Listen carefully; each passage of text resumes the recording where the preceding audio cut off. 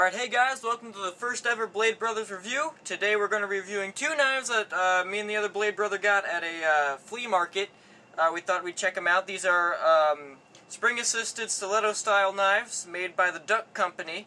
As you can see, they got that nice 1930s Italian gangster look to them, if you're into those kind of knives. These are very good knives. As you can see, this is actually a dark red. This isn't a black as it might look on the camera. And this is a lighter red that's just made out of pure plastic, no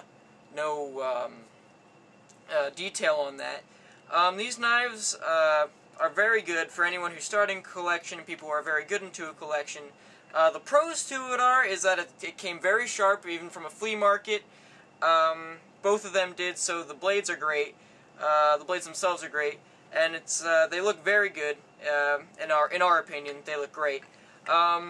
A little con, though, is I got one that started opening great. I was checking out at the flea market, but it started, the clip inside that stops the knife started jamming on the side, and now I have to use 2 fingers and 2 hands to get it open.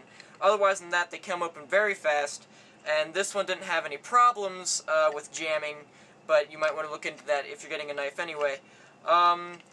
They're very good knives if you're looking in just for like a work knife, you know, kind of sexy looking. You know, great for cutting cord. Not really a defense knife. I'd definitely get a double-edged blade for that.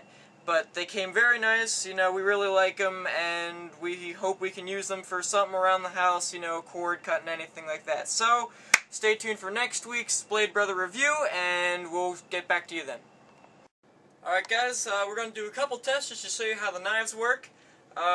This is called the paper test. You guys have obviously probably seen this somewhere if you're into knives. We basically just take the knife and slide it down the paper, see how far it goes, test its sharpness, and to see how sharp it is.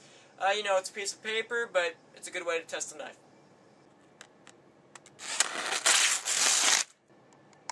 Alright, so as you can see on the paper test, it did go down a little ways. Of course, the paper's going to rip after a while due to me pulling and the knife going down, but it did make it down a couple inches, so that's a good sign of a sharp knife. That was the dark red one, so now we're going to test the light red one and see how that goes.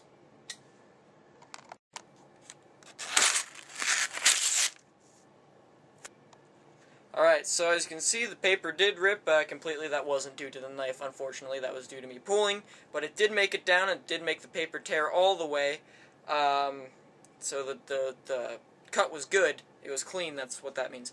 And so that was just the red knife, and we have one more test to go before this review is done with.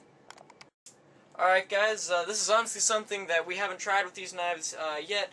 This is an old karate chest protector, and we're going to see how sharp the knives are.